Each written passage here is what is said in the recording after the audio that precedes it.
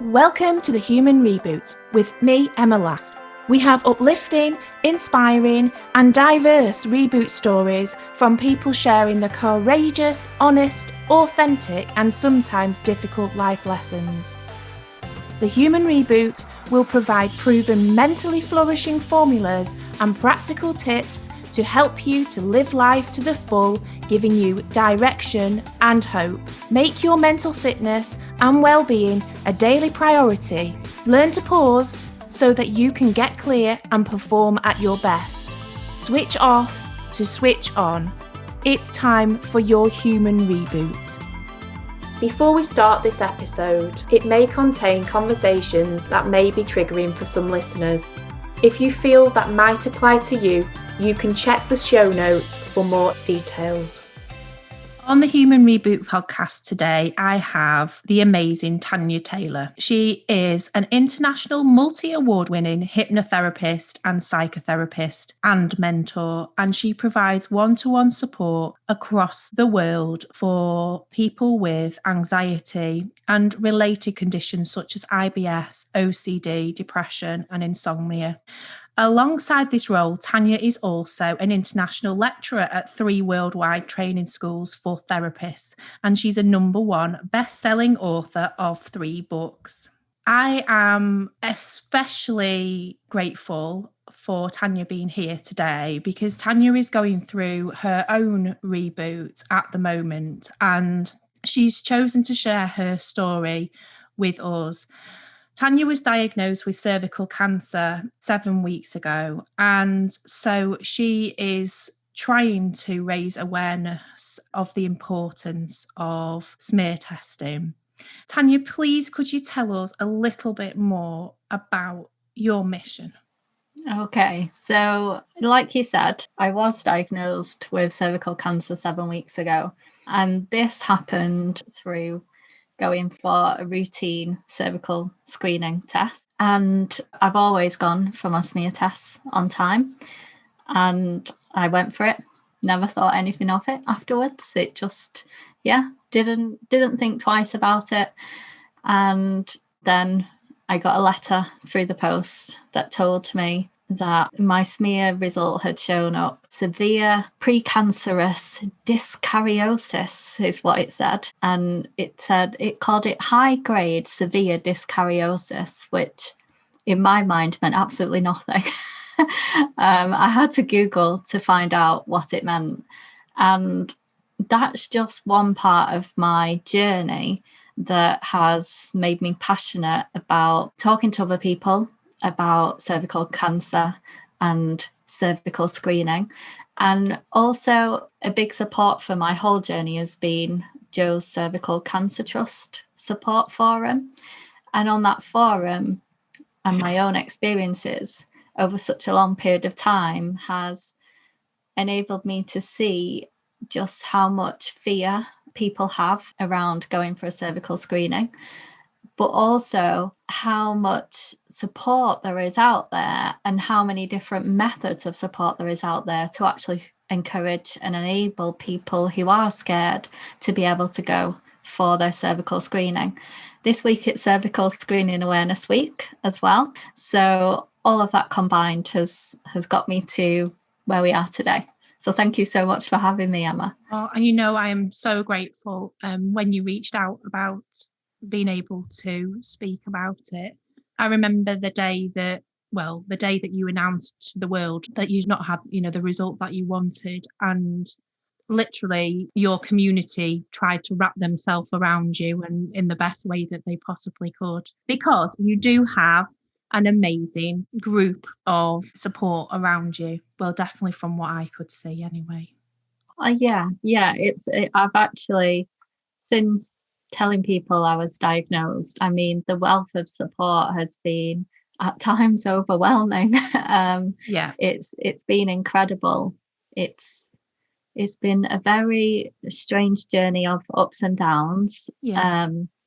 But I really do feel grateful for all of those that have surrounded me with love and just being there in my inbox, even if I haven't had chance to reply to all of them as well. Yeah. And you have a family, don't you? And you had a big event planned. Still have it planned.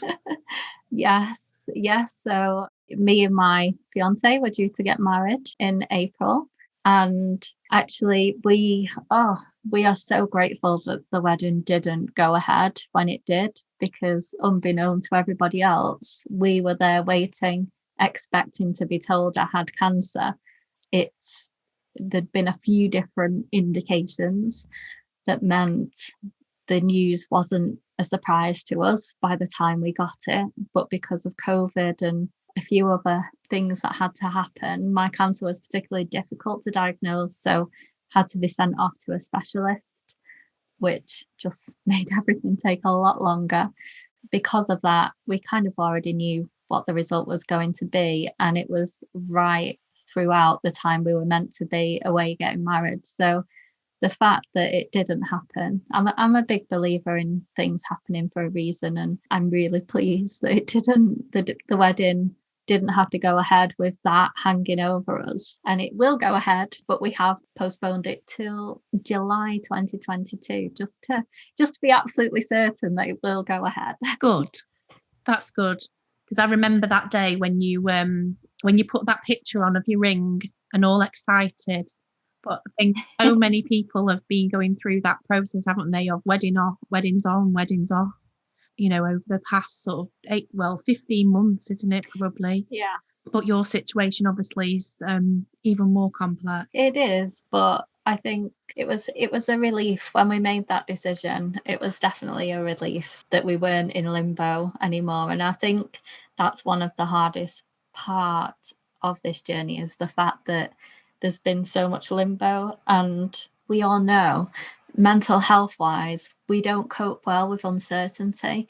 That's why COVID has had such a big effect on people's mental health. Yeah. And I think the NHS and any kind of health research knows that we don't cope well with uncertainty. So cancer in particular tends to have a 2-week turnaround with a lot of different biopsies. I actually, unfortunately, the day before my second surgery, I found quite a large lump in my breast, and I had to go to the doctors, was rushed through this 2-week system, and they decided that they thought it could be a lump of concern. So they took 6 biopsies from my breast, and they told me, because I already had cervical cancer and I was already kind of very worried anyway, and not knowing, that they would rush the results through pathology. And after 2 days, I got a phone call to tell me that pathologists' initial testing showed that they were 90% certain that it wasn't cancer. Now, if all biopsies could be like that, my life would be so much easier right now. But unfortunately, it's not. So usually, if you get a diagnosis of cervical cancer, then you will be given results around 2 to 6 weeks generally. But as I say, in my case, it took 10 weeks to get a diagnosis because of annual leave, because of Easter, bank holidays, and because of having to be sent to specialists for specialist opinions. Yeah, and I think with a lot of cells now, I think sometimes they analyse them in the UK, but sometimes they send them abroad as well, don't they, to get additional opinions, or the specialist centres in different places. Yeah, potentially. I do know mine was sent to Manchester. My oncologist told me that the specialist it was sent to was a pathologist that only looks at cervical cancer cells. And I don't know if that's the same for all different cancers or only particular cancers. I don't really know enough about that. Yeah, the waiting time. I mean, I had a situation a number of years ago, and I found a lump in one of my breasts, and I went and was kind of rushed pretty much within a week. And then you have to wait for the results, don't you? And that wasn't in COVID times. And that kind of 2 weeks of waiting, I'd be driving along the road and I'd burst into tears. Or I'd be there thinking, well, what happens if? And, it was like almost that waiting time was just, it was just so painful. And and it kind of gave me time in my head to be thinking about all the what ifs, and what if this, and what's going to happen if if the worst did happen. And I think I'd even planned my own funeral in my head, if I'm really honest, in those 2 weeks. I know that sounds really extreme, but I think that waiting time can be awful, can't it? And I got to the end of that 2 weeks and then got a phone call to say I was okay, that was okay, but they had found something else, and could I then go back in again? So it then went on for another couple of weeks, but I think because I'd been waiting so long, they did try and rush that part through. But yeah, the waiting, I can really kind of empathise with that whole waiting process, because it's almost like it is such unknown, isn't it? It is, and our minds naturally go to worst case scenario and to every potential catastrophe it can absolutely think of. And on Joe's Cervical Cancer Trust forum, you will find women of all different stages of their journey, some who will never get diagnosed with cervical cancer, some who have been diagnosed and at different stages, and all of them will say that the waiting is the worst part. It's time for your mind to go into overdrive, isn't it? Yeah. Before we started this podcast, I was saying to Tanya that I haven't necessarily been the luckiest, let's say. Well, I have been lucky because they've all come back, as normal. But sometimes they can't get a reading straight away on like your first smear. And my most recent smear, I actually had to go back more than once, but you have to have a waiting period in between. So I did the first one and then they couldn't get a reading, so then I had to go back. And then they did the second one and then they couldn't get a reading, so then I had to go back. And then the third one I went back for, and I think by this point it probably had been about 6 to 8 months really between, because they send you letters when you have to go back in between. So by that point I was thinking, well, I'm well overdue now, so what if, and the what if start again. Fortunately the last one I was just like, please, can I have the most expert person that you've got in this surgery? Because they said to me, if that wasn't successful, then I would have to go to the hospital and have it done. But then that would have been another 3 months wait, because they've got to, your cells have kind of got to form, haven't they, or something, I think. Yeah, I think they, when they do a smear, they do damage your cells. And you've led me quite nicely on some of the things I wanted to talk about in raising awareness, because so many people are scared to go for that smear test, and just knowing exactly what happens can really be helpful. At that smear test, you will know, you might hear it as cervical screening now. It used to be called smear test, and everybody still calls it smear test, but in your letters it's called cervical screening. And anybody with a cervix is invited for cervical screening. So if you've had a hysterectomy that included removing your cervix, you won't be invited unless, like me, you've had a diagnosis of cervical cancer, and then they'll do a different type of cervical, well, it's not called cervical screening, it's called a vault smear. But during your normal cervical screening, you will be invited in, usually to see a nurse, and the nurse is generally lovely. And we all know they've seen many vaginas before. It is not a scary place for them, but what they want is to make you as relaxed as possible. Now, when you go in, they'll get you to pop yourself on a bed. If you want to wear a skirt or a dress, that can make it easier for you, because then all that you need to remove are your underwear. I rarely wear a skirt or a dress, so I go in my trousers and just whip them off. Yeah, or even a long top. I've sometimes just gone and worn a long top, because they generally will give you a piece of, it's not tissue, is it? It's a bit harder than tissue, but they just, to give you a bit of privacy. It's like the big sheets of white blue roll, isn't it? Yeah. To cover the beds. Yeah, so you can pop that over yourself, and that just helps you feel more comfortable. And then they have something called a speculum, which is basically just a small piece of plastic that might feel a little bit cold when they insert it. And if you are really concerned, you can even ask to insert it yourself if that's something that's going to feel easier. You can also ask if you're somebody that experiences potential clamping of your muscles when you feel scared and your vaginal wall does clamp. It's something called vaginosis.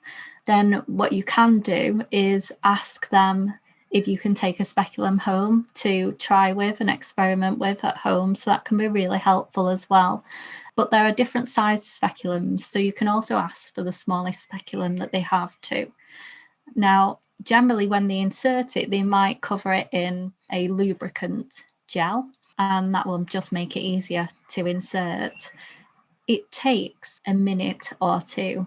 They insert it, and then they have a long stick with a very small little brush on the end, a little bit like a brush that we might use to clean a baby bottle teat. Yeah, I was just going to say that. Yeah, it's like a miniature baby bottle brush, isn't it? Yeah.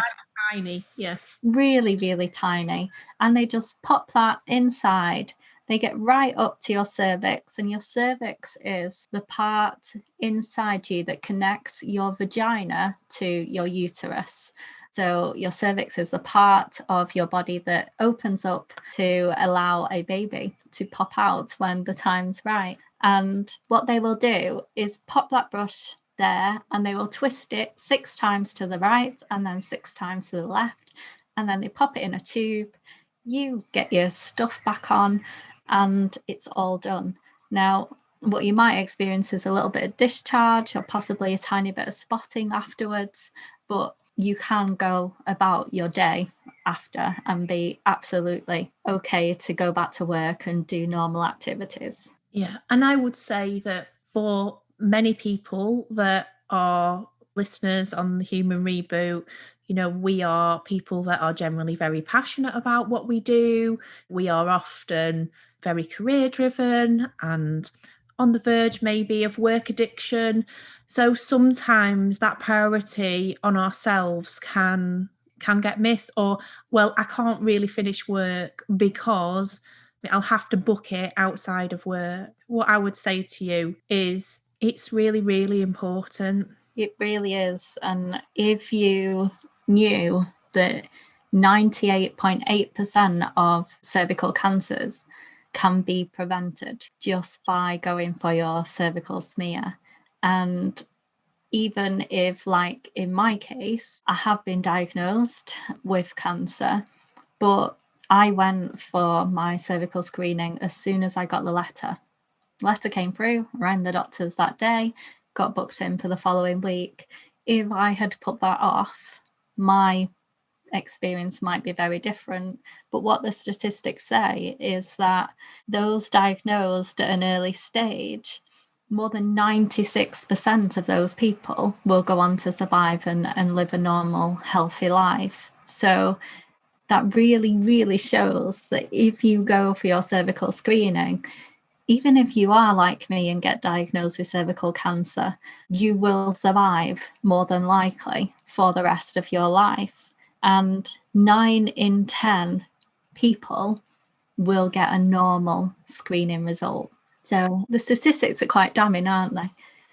Yeah, why would you not when that's the case? And it's not age relevant either, if that makes sense. Well, as far as I know, it's not, because I remember being at university and one of my friends, she went for a smear when we were at uni. I think it was just as we were finishing, and she was told that she had abnormal cells. So it must have been quite early on, and it was just, they did some sort of treatment. I don't know what that treatment was, but was it ablation? Yes, I think so. Yeah.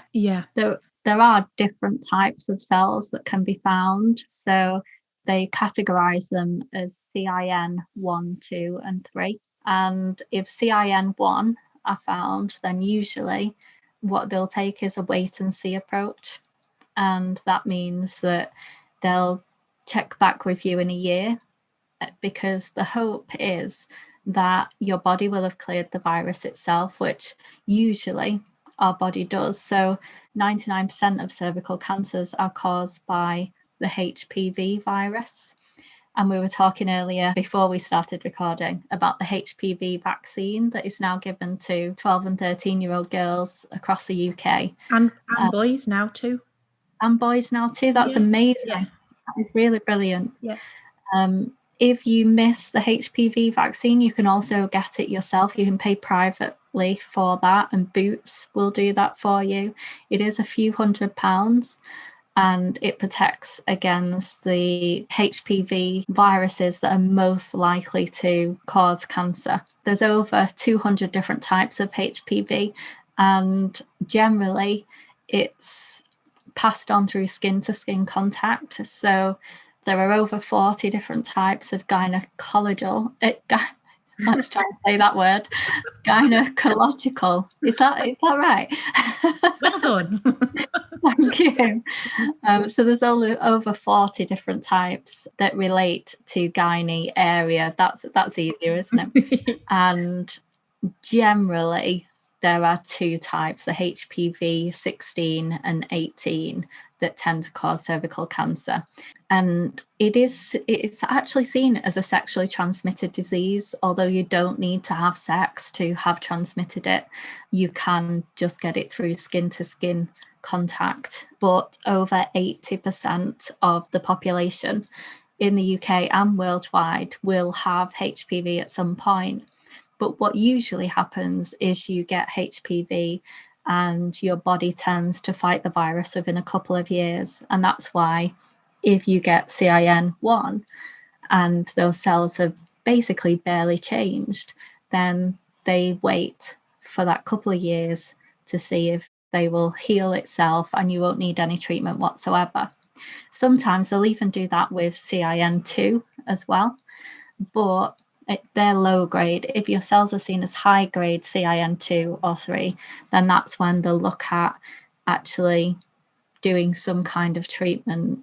There's all kinds of treatment, from ablation, which is basically burning some of your cervix, to they might use cryotherapy, which is basically freezing some of it.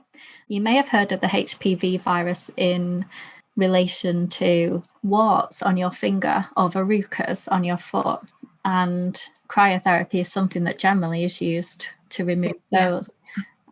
The fact you have warts or verrucas has nothing at all to do with HPV relating to gynecology, gynae issues, let's say that.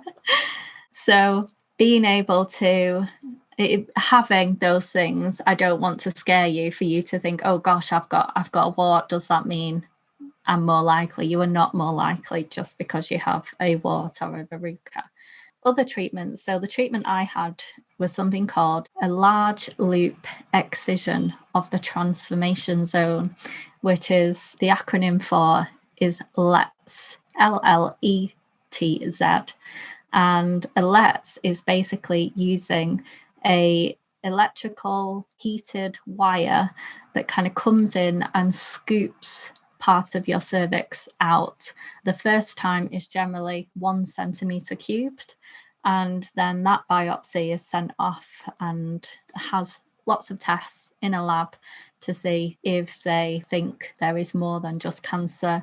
It also tests to look at whether they think they've caught everything or not. So generally people will go, if they have to have a LETZ, it will just be that one time that they go, and their biopsy, they call the edges of the biopsy the margins, and if the margins all have normal cells, then they know they've got everything. And they'll still keep you having a smear once a year just to be on the safe side. Sometimes they might even go for 6 months if they really are a bit concerned. But in my case, the margins weren't clear and there was cancer inside the margins. I think what they said was the cancer that they found was 3 millimeters away from the margin. But then there was also the CIN3 at the margin as well. So what they're not sure of is if there's more cancer and more CIN3. So this time round, they took a larger amount. They took 2 centimetre cubed. So generally, a person's cervix varies from about 5 centimetres. So I am feeling a little bit like I've probably not got much cervix left right now, but that's okay. I'm fortunate to be able to say I've had my babies, I've had my family.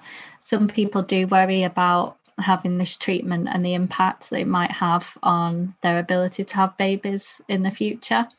And your surgeon will always ask where you are with your family making and what your future plans might be. And if you're not finished with your family, then they will do their best to not impact on your cervix as much as possible. But if they do have to, then there are techniques they can use, like stitching up your cervix if you become pregnant, to help make sure that you carry your baby to full term. So it wouldn't be right on the Human Reboot without asking you about how you are using this time to reboot. So would you be able to talk to us about how you are navigating such an adverse situation? So it's been difficult in the sense of I had my smear test back in January. We're now in June. And the results came back, as I say, it was in a letter only possibly about a week to 10 days later. And this letter said I had to go for what they call a colposcopy, which basically is where a surgeon or colposcopy nurse will kind of look at your cervix under a microscope and put some liquids, 2 liquids on your cervix that will show abnormal cell changes that will be visible potentially to the surgeon's eye. And when I was going for that, I didn't really have time to get worried about it because I got the letter the day before my appointment. So it was a bit of a case of, oh, okay, it's tomorrow, right? Go for it. I found that a lot of the support that really, really helped me came from Joe's Cervical Cancer Trust forum. And I do want to say that they've been absolutely amazing. I would definitely recommend, even if you haven't gone for cervical screening yet, but you're worried and have any concerns, they have a whole section for people who haven't yet been, for people who are waiting on results from cervical screening. And being able to talk to people in a similar position who have had similar experiences, that's really been a huge help to me throughout the whole journey. On top of that, being self-employed is a little bit different, because if I was working in full-time employment now and had a boss, then I'm pretty sure I probably would have been off work. So one of the things I've done is allowed myself to have time off. I have an incredible virtual assistant team, and the leader of that team, Jo, is, I don't know, she's absolutely amazing. She's out of this world incredible, and she's been a huge support in keeping my business going, all of my social media going, while I've basically not done much at all other than binge watch TV shows. And that's what I've needed. So talking about age, what guidance have we got on ages? So basically, in the UK, you will be invited for a smear up to 6 months before your 25th birthday. And that will be every 3 years up until the age of 49, where it changes to every 5 years. If you are outside of those ages and you have any unusual symptoms, such as bleeding between periods or bleeding after sex, or even if you are within those ages and that happens, then do speak to your GP. It doesn't mean that you have abnormal cell changes, but it might lead to them doing a smear or just having a quick examination and checking that everything's okay. But usually it can be for a number of other things, like the pill, for example, or it can be anything. So, but do get checked. Don't go without getting checked just because you think you're not the right age range. And how often should we be having a smear? So between the age of 25 and 49, it's every 3 years. And then from 49 up to 64, it's every 5 years. Unless you have an abnormal smear, in which case, like with you, Emma, you were asked to go for more smears because they couldn't get a clear result. Sometimes if you have had an abnormal finding, then if they're doing the wait and see approach, they will do a smear every 6 months or every 12 months. Usually it's every 12 months. Well, I think that you have shared an immense amount of information there. And Can I give a little bit more? Just some, if you are really scared of going for your smear, I just want to give some top things that you can ask for that you might not know. So first of all, there is home testing kits available. That if you look on Superdrug Doctor, you can test yourself for HPV. If that comes back positive, then you will have to go for a smear. But if it doesn't, then you know that you're okay for another 3 years. And that's the way the NHS works now. They test you for HPV and they'll only check for abnormal cells if you test positive.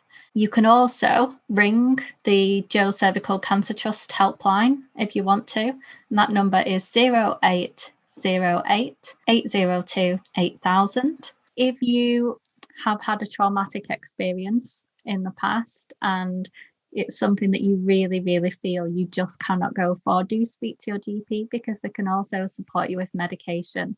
Likewise, if you had to go for a colposcopy, then if you have extreme levels of anxiety, what they can also do is do the colposcopy under general anaesthetic, but they like to try and avoid that as much as possible. So if you are okay with something like gas and air, you can have it with a colposcopy instead. And the thing that really made a difference for me that I didn't know would make such a difference was being able to relax. So I had the surgery twice, and both times it was local anaesthetic, which basically means you injected into the area that they're going to start working on and you're still awake. And the first time, the nurse that was there alongside the surgeon, she told me how important it was to relax and what a difference that would make. And she kept reminding me, relax your shoulders, relax your thighs. And I did my best to, but I definitely did notice that it became painful when I wasn't relaxing. So the second time round, I actually wrote a relaxation because I'm a hypnotherapist. And this relaxation was written specifically to help people relax. So I listened to it myself before I went several times. And then during the surgery, I didn't take it in, but I could have taken it in and listened to it. And I just relaxed my whole body and I didn't experience a single moment of pain. And that's just from relaxing. And it is a really difficult place to be relaxing in.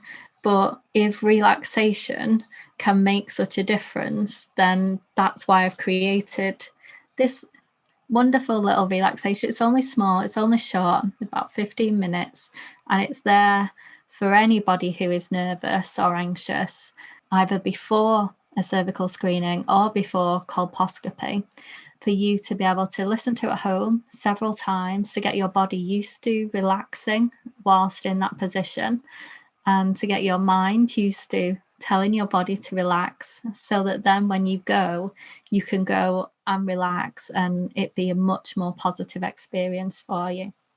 Thank you so much. And I'd like to find out a bit more about you now. So we always ask, how do you switch off so that you can switch on and perform at your best? That's a really good question. So my background is actually working for the Alzheimer's Society. absolutely incredible charity, and I got so much from it. And when I was working there, we had some training called resilience training. And one of the things they taught us that I wish everybody in the world knew about was your ability to have a switch off routine when you finish work. And I think particularly as a therapist and a therapist who works from home, that has been really significant for me in leaving what happens in the clinic room and not taking it into the house with me. So for me, my switch off routine is really, really simple. I have 3 lamps in my clinic room and a door that locks, and I switch off each lamp in turn, lock the door, and that's it. That's me done. When I worked for the Alzheimer's Society, it used to be a right good sing song in the car on the way home. But also I have regular supervision, which I think is really, really important. But for me personally, I'm very good at getting stuck into something and getting in the zone. So whether that be a TV program, whether that be a really good book, family time. So I absolutely love. Have any of you done geocaching or escape rooms? Yeah. I love them. Yes, we tried geocaching last year, and it was in COVID times. So I think our geocaching round us had kind of been ransacked a little bit. But yes, but we did have some fun. And yeah, I love an escape room. Yeah, they're great. So things that help you to be mindful and in the moment, I think really, really helped me to switch off. And I've used a lot of that with my current circumstances as well. Good. Brilliant. And have you got a personal flourishing formula for living? So that could be any mental fitness tips or mantras that you live by, or key learns that perhaps you've learned along your personal journey. So for me personally, there are 2 things. One is a goal can never be too big, and you don't have to know how you're going to get there when you make it. But when you do make a goal, make sure that if you want to make that a goal that you are going to achieve, that you break it down into small achievable steps. You know, it doesn't have to be an overnight magic wand situation. That is highly unlikely. So breaking things down, thinking about, okay, what could I do today that would make me feel like I had made some progression? That's a really, really helpful way for me to move forwards. And my mantra is I can, I will. Oh, that's amazing. And are there any books or podcasts? I know you've told us about Joe's Cervical Cancer Trust and how much that has supported you, and we will put those details in the show notes. Is there anything else that you feel has really kind of helped you along your way? So in relation to me and my mind and my work in general, I think Professor Steve Peters and The Chimp Paradox, amazing book. In relation to my cancer journey, there is a wonderful book by a lady called Emma Davies, Davies being Davies, and it's called Take My Hair, But Not My Humour. It's actually about a lady who was diagnosed with breast cancer and survived. But regardless of it being a different type of cancer, it has been a really, really helpful book. A few tears and emotions, but sometimes I think when you get a diagnosis, you hold everything in to be okay for everybody else. And that book gave me an opportunity to have a good cry and have a reason to. But also on the next page, it would have me laughing as well. She's a really, really good writer, and I would definitely recommend it for anybody that gets a diagnosis, or even if you don't have a diagnosis. I think it is a really, really great book. Oh, well, I will add that to my list. And if anyone wants to find out more about what you do, Tania, or access your relaxation audio that you just talked about, how should they do that? So I have a group on Facebook where I do a free relaxation every week, and that's called Calm Your Mind. So if you search that, you will come across that group. You're welcome to join. Anybody is welcome to join. The relaxation that I've created especially for people going for cervical screening is on my YouTube channel. So you can search that, Tania Taylor Hypnotherapy. But I will be popping that in the group as well and pinning that to the top of the group for a little while during Cervical Awareness Week. And I will pop that in the show notes too. Thank you ever so much for coming on and talking about your journey today. I think you've been hugely brave, and I just hope that, that you absolutely go on from strength to strength, because I've been watching you over the past couple of years, and your success in your business and your career has been absolutely phenomenal. And you're such a lovely person. So, yes, I will be keeping an eye out. Thank you so much. I will update people and let them know the results of my second surgery, and I'll let you know so you can pass on to your listeners if you wish as well. Thank you so much. Since the recording of this episode, we've had some pretty amazing news. Tania is cancer-free. The margins were clear on her last biopsy, and all cancer and precancerous cells have been removed. We are over the moon, and we can officially say that Tania's smear test saved her life. If you are due a cervical screening or smear test, please go and do it. It could save your life. Thank you for listening to the Human Reboot podcast. I'm Emma Last, and if you've enjoyed this episode, please leave me a 5-star podcast review and visit thehumanrebootmovement.com, where you can find downloadable free resources, sign up to my mailing list, or connect with me on social. So that's thehumanrebootmovement.com. Let's switch off so we can switch on. It's time for your human reboot.